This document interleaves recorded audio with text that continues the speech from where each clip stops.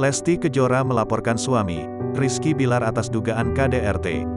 Rumah tangga Lesti Kejora dan Rizky Bilar tengah bermasalah. Lesti Kejora melaporkan Rizky Bilar ke polisi soal KDRT yang dialaminya. Diketahui, penyanyi Lesti Kejora membuat laporan atas kasus dugaan kekerasan dalam rumah tangga, KDRT, pada Rabu, tanggal 28 September tahun 2022. Lesti juga menjalani visum atas kasus ini. Hal tersebut dibenarkan oleh Kepala Seksi Humas Polres Metro Jakarta Selatan, AKP Nurma Dewi.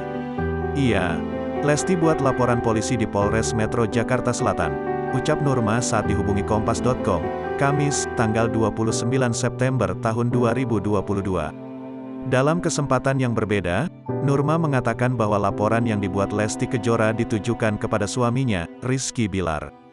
Kalau menurut saudari L, yang melakukan adalah suaminya sendiri, tutur Nurma.